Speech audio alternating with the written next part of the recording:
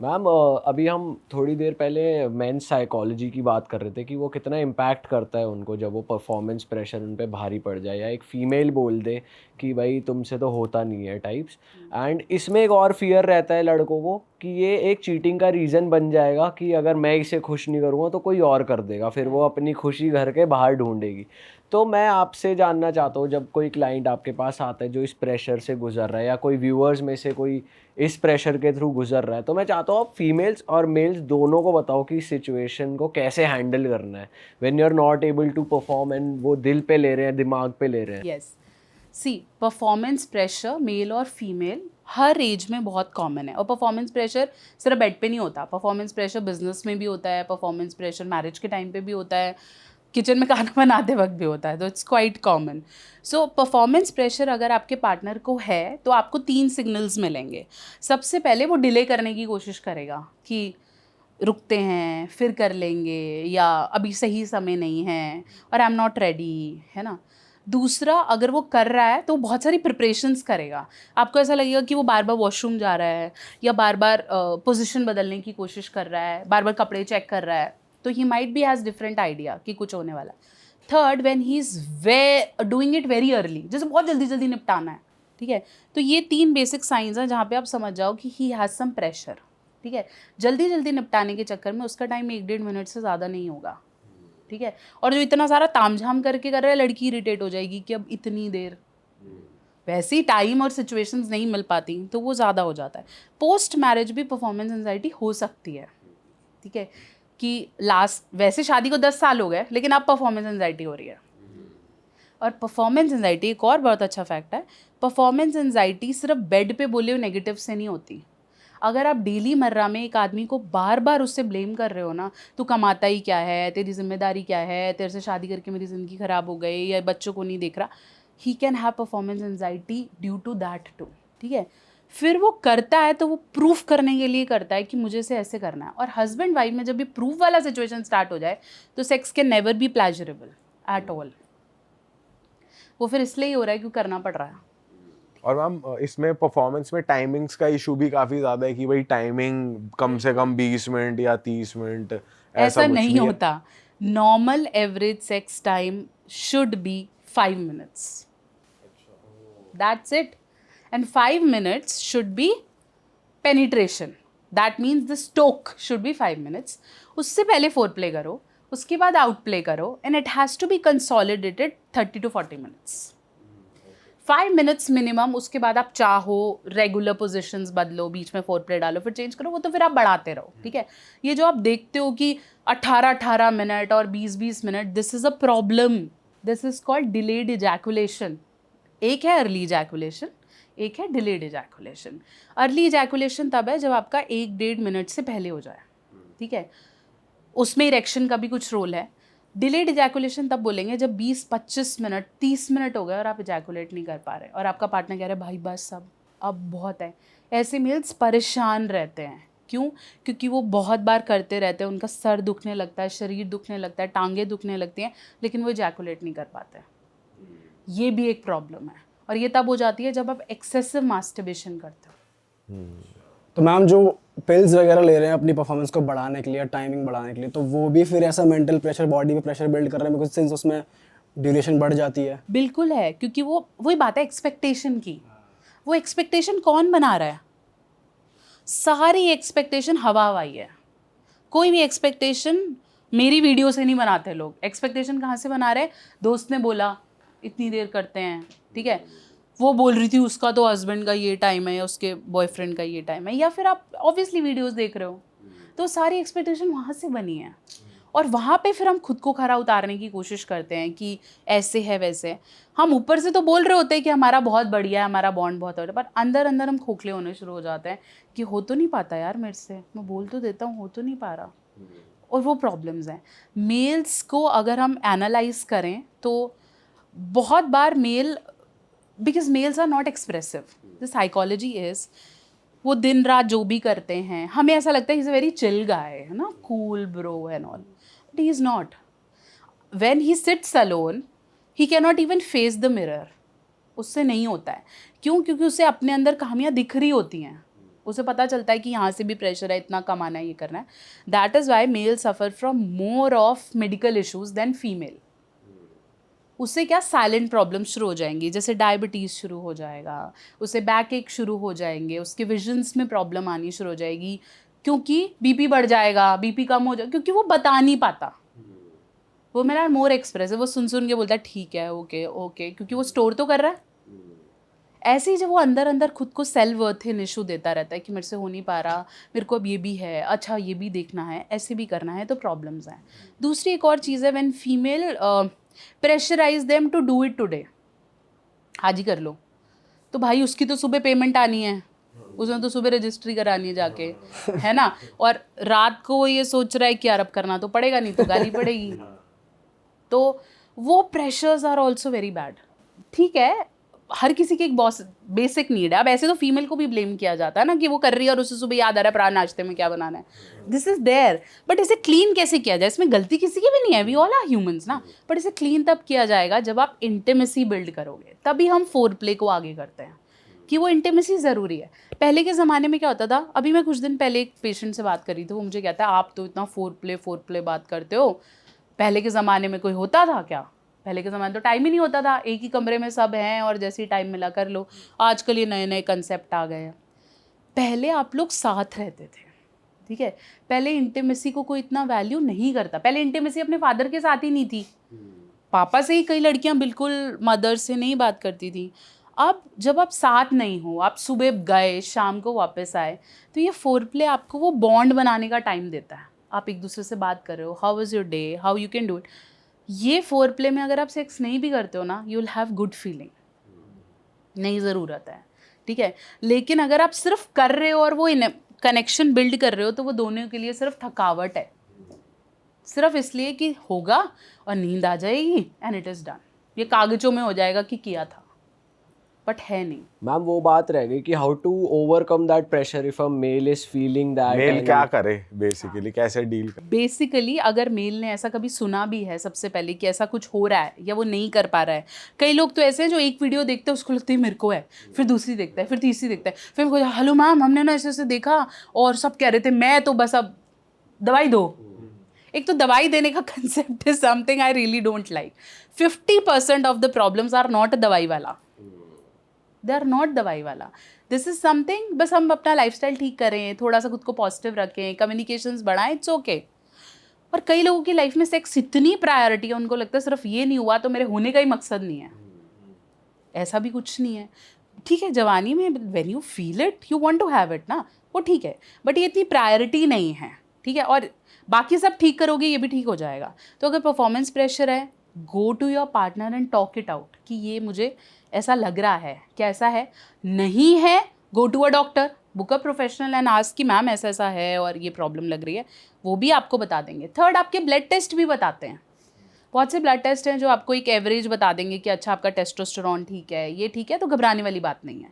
But अब घबराने वाली बात का ये मतलब नहीं है कि खुलेआम करे जाओ. अब जब लग रहा है बॉडी सिग्नल दे रही है तो रुकने की बात है, डरने की बात नहीं है.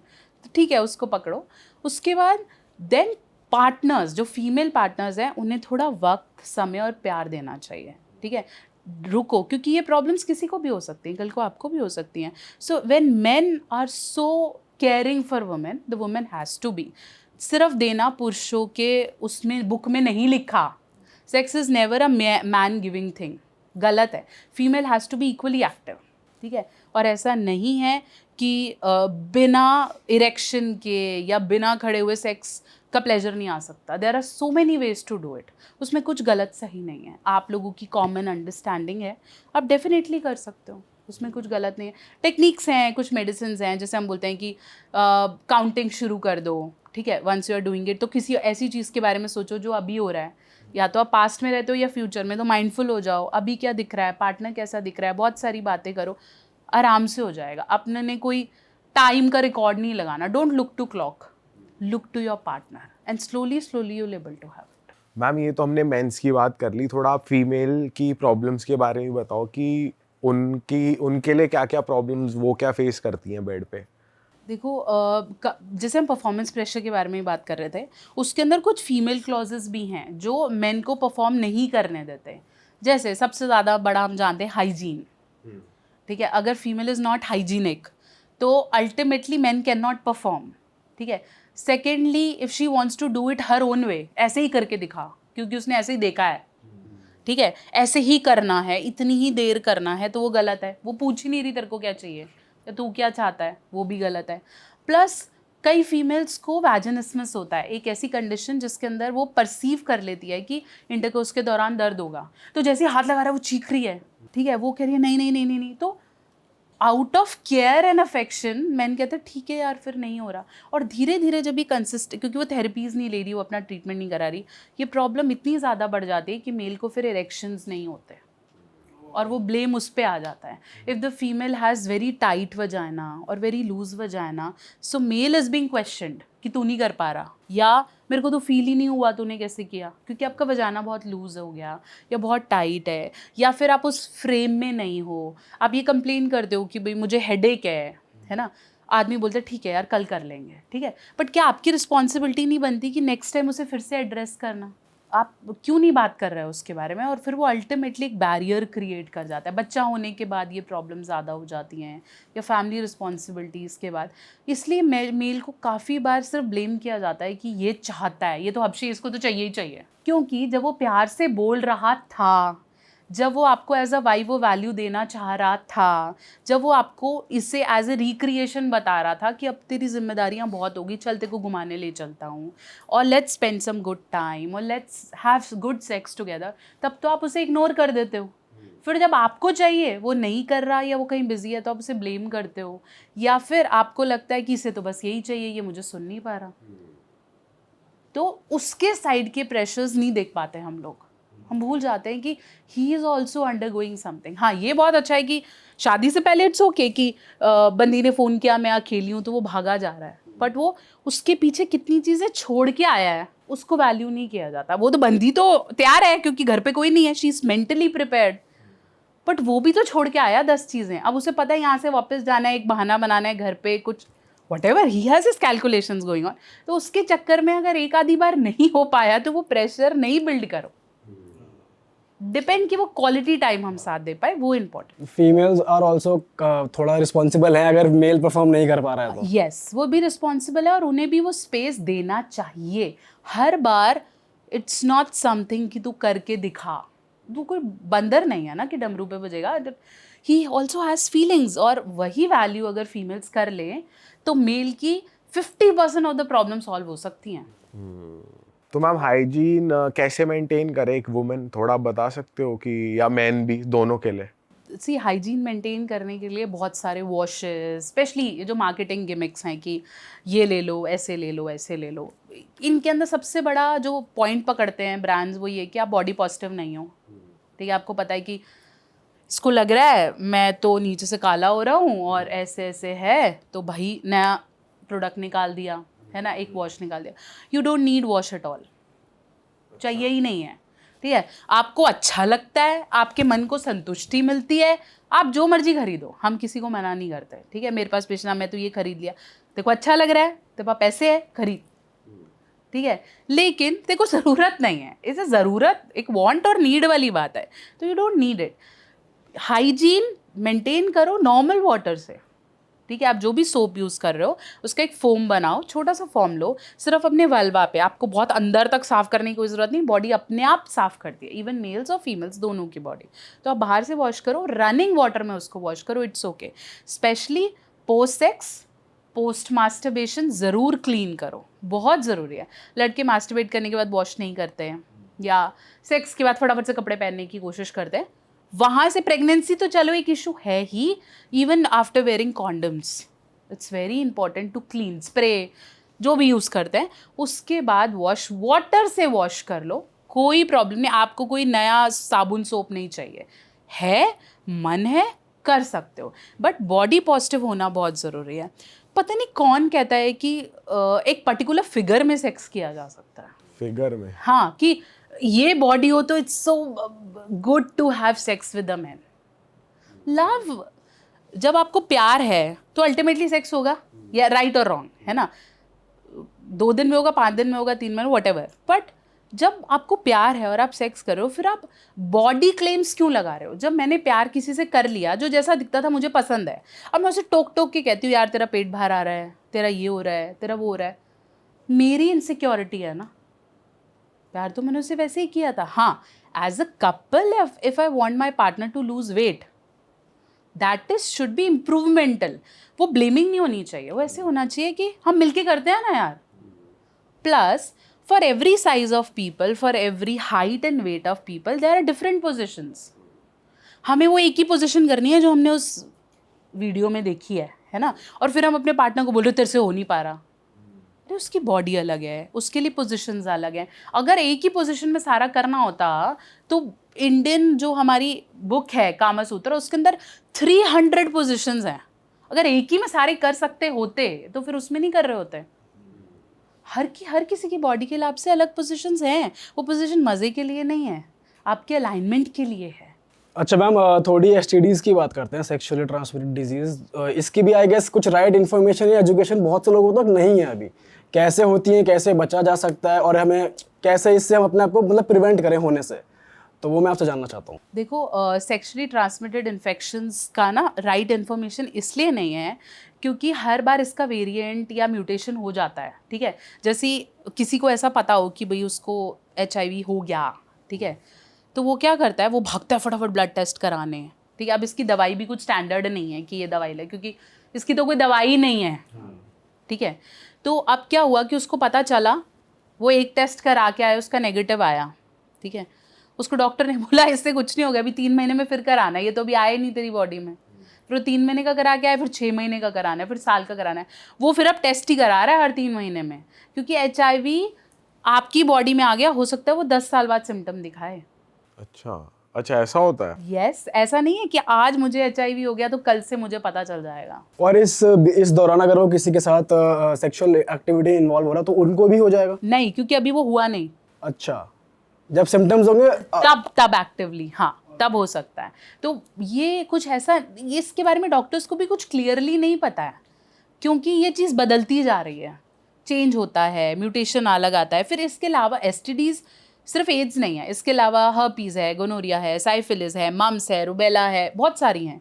ठीक है, उनके लिए भी एंटीवायरल मेडिकेशंस है, जैसे कुछ गोली है वो आप ले सकते हो, वो ट्रीटमेंट है। फिर वो क्या है कि वो धीरे धीरे धीरे कुछ स्किन इन्फेक्शंस हैं, कुछ हाइजीन इन्फेक्शंस हैं, ऐसे करके हो जाते हैं। फिर वो आप दवाई लेते रहो, फिर वो ठीक होते हैं, फिर से हो जाते हैं। तो वो एक रेकरेंट, तभी बोलते हैं कि ये लोग ना बस फिर गए, क्योंकि वो बार बार होने शुरू हो जाएंगे। आप जब भी इन्वॉल्व होगे फिर हो जाएगा, आपके पार्टनर को ट्रांसफ़र हो जाएगा, ऐसे करके ये प्रॉब्लम्स हो जाती हैं। इसलिए क्योंकि हमें नहीं पता कि कितनी घातक हो सकती हैं और इनकी दवाइयाँ कितनी कॉस्टली है, ट्रीटमेंट कितना कॉस्टली है, इसलिए हम बोलते हैं कि भाई प्रिवेंशन कर लें। तो मैम, जैसे अभी आपने एड्स और हर्पीज़ की बात करी, तो ये कैसे ट्रांसफ़र हो जाता है या फिर? 3 बॉडी लिक्विड से मेजरली ट्रांसफ़र होता है। एक तो हो गया आपका वजाइनल फ्लूइड, एक आपका सेमिनल फ्लूइड जैसे पुरुषों का वीर्य है, या फिर आपका ओरल माउथ। ऑलराइट। ठीक है, ब्लड भी है, बट ब्लड हम सेक्सुअल में कन्वर्ट नहीं कर रहे हैं, इसलिए बोलते हैं कि अगर आप ओरल कर रहे हो और आपके माउथ में कहीं कट है या गम ब्लीड कर रहा है तो उससे हो सकता है, बट चांसेस 100 में से सिर्फ 2% है। ओके। क्योंकि आपका थूक भी है और स्लाइवा भी है, तो उसके अंदर पार्ट करता है। इसलिए ओरल करते वक्त भी हम बोलते हैं कि कॉन्डम पहन के करो या डेंटल डैम्स पहन के करो, ऐसे मत किया करो। बट वही बात है कि एक मेरा पेशेंट था, मुझे कहता है मैम मेरी ना अब ये भी शादी हुई है, अब मैं सेक्स करूं या ना करूं? मैंने कहा तेरी हो गई, अब तू कर ले, अब ये तो टाइम है।